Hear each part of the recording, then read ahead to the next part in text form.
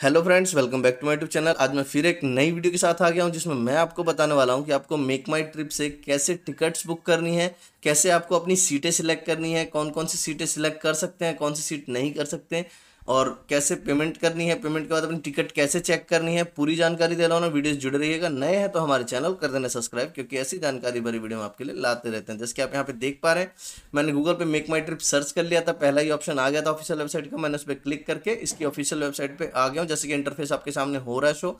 यहाँ पे पहला ही ऑप्शन आया था फ्रॉम मेरे को दिल्ली से जाना था, तो मैंने दिल्ली कर लिया यहाँ पे सिलेक्ट। ध्यान रहे, मैंने यहाँ पे पहले से ही लॉगिन कर रखा था, आपको भी लॉगिन कर लेना है। और सेकंड बाद हमारा ऑप्शन आया था टू, कहाँ तक जाना है, तो मैंने भुवनेश्वर जाना था, मैंने भुवनेश्वर सिलेक्ट कर लिया। इसके बाद हमारा डेट्स के ऑप्शन आ जाते हैं। लेकिन आपको एक और जानकारी दे दूं कि जैसे आप न्यू दिल्ली के ऊपर देख रहे होंगे वन वे का मतलब आप समझते ही होंगे कि एक यहाँ से जैसे मैं सीधा भुवनेश्वर जाना है, राउंड ट्रिप मतलब वहाँ से जाना है और फिर रिटर्न भी आना है। और थर्ड है हमारा मल्टी सिटी मतलब हमें कहीं से घूमते हुए जाना है। जैसे मैं आज बेंगलुरु जाऊंगा, बेंगलुरु एक दिन रुकूंगा, फिर नेक्स्ट डे वहाँ से निकलूंगा, तो इस टाइप का है। अब मैं आपको बताता हूँ, यहाँ डिपार्चर डेट हमें सिलेक्ट करनी होगी। यहाँ पे जैसे मैं डिपार्चर डेट सिलेक्ट कर लेता हूँ। डिपार्चर डेट सिलेक्ट करने के बाद हमारा सेकंड ऑप्शन होएगा रिटर्न डेट। मैं पहले यहाँ पे जैसे सिलेक्ट करूँगा हमारा रिटर्न वाले पे आ जाएगा। फिर रिटर्न में हमें अपना जो रिटर्निंग डेट है वो सिलेक्ट कर लेनी है। ये दोनों यहाँ पे सिलेक्ट हो चुकी है हमारी, 3 जून से 8 जुलाई। फिर उसके बाद आता है ट्रैवलर, हमारे कितने ट्रैवलर हैं और कौन सी ग्रेड में करना है, तो मैंने इकोनॉमी में कर रखा था। और यहाँ पे मेरे को एडल्ट हमारा जो होता है 12 से जितने भी अबव होंगे वो एडल्ट में आ जाते हैं। तो जैसे मेरे 4 पैसेंजर थे वो सारे 12 से अबव में ही थे। चिल्ड्रन एक भी नहीं है। चिल्ड्रन आपका ये ध्यान रखिए, 2 से 12 तक में चिल्ड्रन में काउंट है। इन्फेंट ओनली 2 ईयर्स तक का काउंट है, जो कि रेलवे में हमारा होता है 5 साल तक का। अब मैं यहाँ से सर्च कर लूँगा। जैसे ही मैं सर्च करूँगा तो यहाँ पे आप देखेंगे कि ये इंटरफेस ओपन हो जाता है, जहाँ पे हमें सारी फ्लाइट्स की डिटेल दिखा जाती है। देख रहे होंगे हमारे पास दोनों साइड आप देख रहे होंगे अलग अलग आ रहा है। एक साइड आ रहा है दिल्ली टू भुवनेश्वर और दूसरी साइड आ रहा है भुवनेश्वर टू दिल्ली। तो हमें ऐसे यहाँ पे दिख जाएंगे इंटरफेस। अब आपको यहाँ पे टाइमिंग पूरा दिख जाएगा, फ्लाइट का फेयर कितना लग रहा है वो पूरा दिख जाएगा। तो मैंने पहले से ही डिसाइड कर रखा था, जो भी आपको फ्लाइट सिलेक्ट करनी है आप उसमें जो गोल सा आइकॉन आ रहा है उसमें मैंने ब्लू टिक आ रहे हैं, उससे मैंने सिलेक्ट कर लिया है। और जैसे सिलेक्ट करा उसके बाद कंटिन्यू का ऑप्शन आ गया था नीचे से, मैंने उसे कंटिन्यू करके नेक्स्ट प्रोसीजर पे आ गया हूँ। जिसमें आप यहाँ पे देख पा रहे हैं न्यू दिल्ली टू भुवनेश्वर आ रहा है, हमारा टाइमिंग आ रहा है, कब से कब तक का है, सारी चीज़ आ रहा है, कौन से टर्मिनल से चलेगी, कौन से टर्मिनल पे। तो ये सारी चीज़ें हैं, जाने का आने का सारा। यहाँ कैंसिलेशन पॉलिसी आ रहा है। जान रहे कैंसिलेशन में सबसे ज़्यादा आपको, अगर आपने कैंसिलेशन के ऊपर ले रखा है कुछ इंश्योरेंस टाइप का, तभी आपको फायदा, वरना आप कैंसिलेशन में बहुत नुकसान होता है लोगों को। तो ध्यान रहे, अगर आपको लगता है कि हमारी फ्लाइट इनसिक्योर मतलब हमें लगा कैंसिल करनी पड़ सकती है, तो आप जरूर उसे ले लें। ज़्यादा फर्क नहीं होता 500-700 का, लेकिन आपका ये होगा अगर आपको कैंसिल करनी पड़ी तो आपको अच्छा खासा रिफंड मिल जाता है। यहाँ पे मैंने अब पैसेंजर डिटेल ऐड कर रहा हूँ। यहाँ पे एडल्ट वन में अपना मनोज कुमार साहू ऐड कर दिया, मेल ऐड कर दिया। अब आपको बता दूँ सेकंड में हमें ऐड अडल्ट करना पड़ेगा, उसके बाद ही हम सारी डिटेल ऐड कर लेंगे। मैं सारे यहाँ पे ऐड करके आपको आगे सीधा ले चलता हूँ। जैसे कि आप यहाँ देख रहे हैं मैंने अपने चारों पैसेंजर ऐड कर लिए, मैं आपको डायरेक्ट आगे ले आया हूँ यहाँ पे।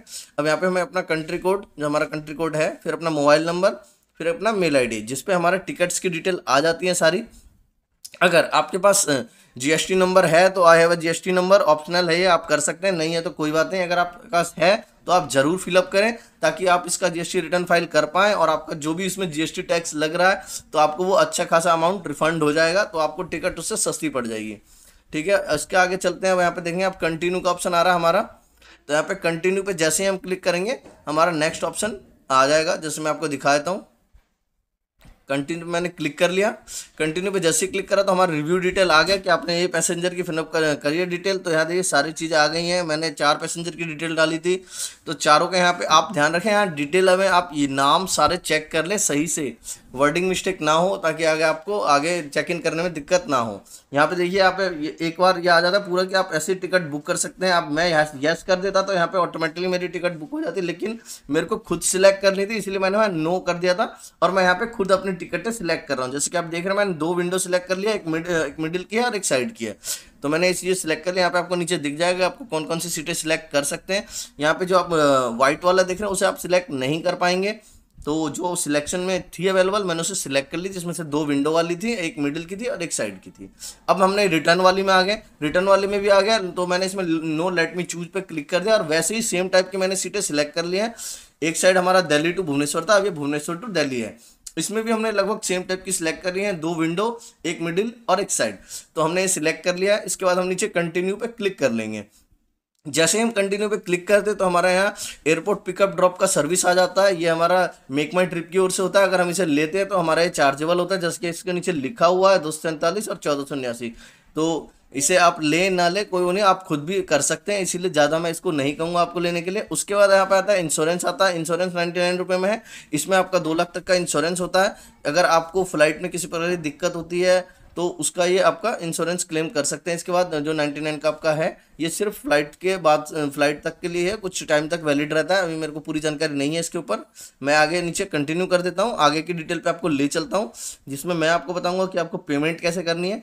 मैं प्रोसीड टू पे कर देता हूँ। प्रोसीड टू पे करने के बाद आप देखेंगे इंटरफेस आपके सामने ओपन हो जाता है, जिसमें हमारा पहला ऑप्शन आया था यूपीआई का। यूपीआई में गूगल पे, फोन पे और जो भी भारत पे और पेजैप जो भी है सारी चीज़ आ जाती हैं। सेकंड में हमारा क्रेडिट, डेबिट और एटीएम।